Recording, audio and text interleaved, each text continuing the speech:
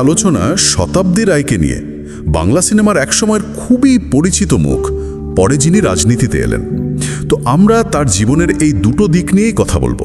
হ্যাঁ, মানে দুটো একেবারে ভিন্ন জগৎ, অথচ ওর জীবনে দুটোই খুব গুরুত্বপূর্ণ। আমাদের কাছে যে তথ্যগুলো আছে সেগুলো থেকে ওর প্রথম সিনেমা, পুরস্কার, হিট ছবি, ব্যক্তিগত জীবন আর অবশ্যই রাজনৈতিক জীবনের মেন ঘটনাগুলো জানা যায়। আমরা চেষ্টা করব এই লম্বা আর বেশ বৈচিত্র্যময় জার্নিটা বুঝতে। একজন এত সফল অভিনেত্রী, রূপলী পর্দার তারকা, তিনি কি করে রাজনীতির মতো একটা আলাদা জগতে এসে পরপর 4 বার লোকসভার সদস্য হলেন? এটা কি শুধু স্টারডমের জোরেই? কারণ শুধু স্টারডম দিয়ে বোধহয় এত লম্বা ইনিংস খেলা যায় না। আচ্ছা, শুরুটা করি ওর একদম ছোটবেলা দিয়ে।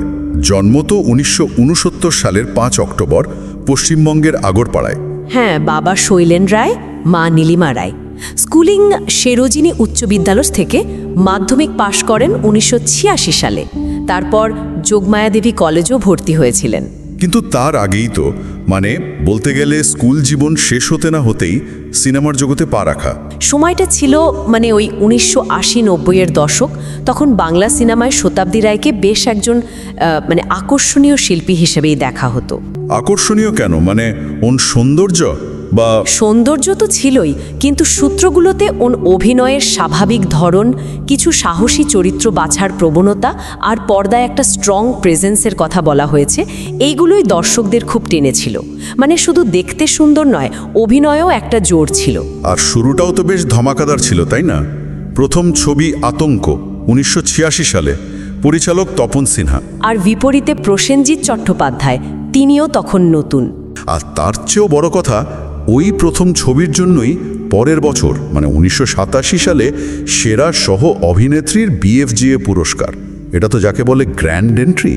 প্রথম ছবিতেই এই মাপের পরিচালকের সাথে কাজ আর অ্যাওয়ার্ড পাওয়া, এটা তো শুরুতেই বুঝিয়ে দিয়েছিল যে উনি লম্বা রেসের ঘোড়া। শুধু গ্ল্যামার নয়, অভিনয়ের দিকেও জোর আছে। এই শক্ত ভিতের উপর দাঁড়িয়েই তো উনি খুব তাড়াতাড়ি বাংলা কমার্শিয়াল ছবির জগতে প্রথম সারির নায়িকা হয়ে উঠলেন। একের পর এক হিট ছবি। তারপর গুরু দক্ষিণা 1987-তে তাপস পালের সাথে, ওটা তো আজও লোকে মনে রেখেছে। হ্যাঁ, গুরু দক্ষিণা তো অমো হিট। তারপর অন্তরঙ্গ, আপন আমার আপন, আবিষ্কার, এই ছবিগুলো ওনাকে বক্স অফিস সাফল্যও দিল, আবার দর্শকদের মনেও জায়গা করে দিল। আর এই জনপ্রিয়তার একটা বড় কারণ ছিল বোধহয় জুটিগুলো, বিশেষ করে প্রসেনজিৎ আর তাপস পালের সাথে অন্যের জুটি। ওই জুটিগুলোর একটা আলাদাই ক্রেজ ছিল। পর্দায় ওদের বোঝাপড়াটা খুব ভালো ছিল আর কি। দর্শকরা খুব কানেক্ট করতে পারত। সখী তুমি কার, চন্দ্রগ্রহণ, রানক্ষেত্র, এই ছবিগুলোতে ওদের কেমিস্ট্রিটা খুব ন্যাচারাল লাগতো। যেমন শ্রদ্ধাঞ্জলি ছবিটার কথা বলা যায় 1993 সালে, সেখানে উনি ছিলেন। উনি তো শুধু বাংলাতেই আটকে থাকেননি, হিন্দিতেও গেছিলেন। হ্যাঁ, 1991 সালে নয়া জহর বলে একটা হিন্দি ছবিতে কাজ করেছিলেন। যদিও সূত্র যা বলছে, বলিউডের অভিজ্ঞতাটা খুব একটা ভালো ছিল না ওর। কি একটা প্রতারণার শিকার হয়েছিলেন বা কিছু একটা সমস্যার কথা উল্লেখ আছে। বাংলা ছবির ক্যারিয়ারে কোনো এফেক্ট পড়েনি মনে হয়? না, সেরকম তো লাগেনি, কারণ উনি বাংলাতেই ফোকাস ছিলেন, আর তার প্রমাণও আছে। 2004 সালে দেবীপক্ষ ছবিতে অভিনয়ের জন্য উনি আবার BFJA পুরস্কার পেলেন। সেরা সহ অভিনেত্রী 2005 সালে দেওয়া হয়। প্রথম পুরস্কার পাওয়ার প্রায় 18 বছর পর আবার একই সম্মান। প্রায় 4 দশক তো ইন্ডাস্ট্রিতে আছেন। 1986 থেকে ধরলে কমার্শিয়াল ছবির পাশাপাশি দেবীপক্ষর মতো অন্য ধারার কাজও করেছেন। আর পরিচালনার কথাও নাকি শোনা যায়, যদিও কোনো নির্দিষ্ট ছবির নাম নেই। সত্যি হলে ক্যামেরার সামনে পেছনে দুই জায়গাতেই ওর আগ্রহ ছিল, বোঝা যায়। এই যে এত লম্বা সফল একটা ফিল্মি ক্যারিয়ার, একটা বিশাল পরিচিতি তো তৈরি হয়েছিলই, একজন স্টার বলতে যা বোঝে। আর এই পরিচিতিটাই হয়তো ওর জীবনের পরের অধ্যায়ে রাজনীতিতে আসার ক্ষেত্রে একটা বড় ভূমিকা নিয়েছিল। এখানে একটু ব্যক্তিগত জীবনটা ছুঁয়ে যায়।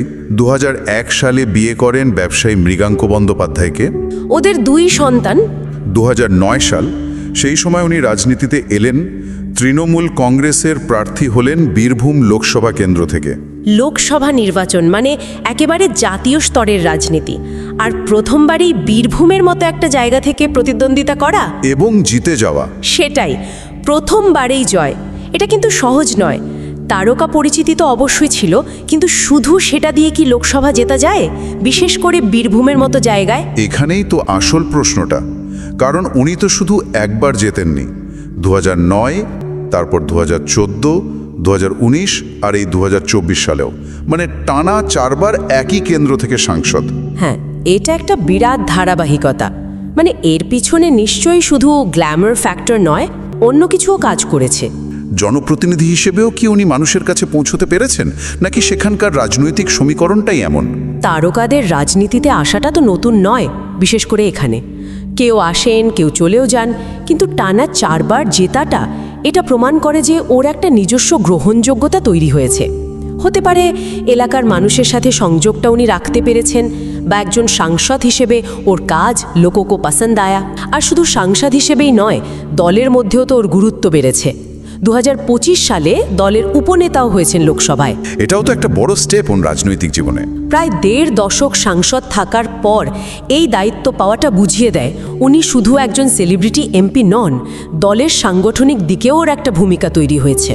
রাজনীতিতে আসার পর স্বাভাবিকভাবেই ছবির সংখ্যা কমে গেছে, সেটা তো হবেই, তবে অভিনয়টা একেবারে ছেড়ে দেননি, আর এর পাশাপাশি অন্য কিছু সৃজনশীল কাজও করছেন। ওর একটা অ্যাক্টিং স্কুল আছে, শতাব্দী ফাউন্ডেশন, সেখানে উনি অভিনয় শেখান, নিজের অভিজ্ঞতাটা অন্যদের সাথে শেয়ার করা। আর উনি নাকি লেখালেখিও করেন, কবিতা, গল্প, বইও নাকি বেরিয়েছে।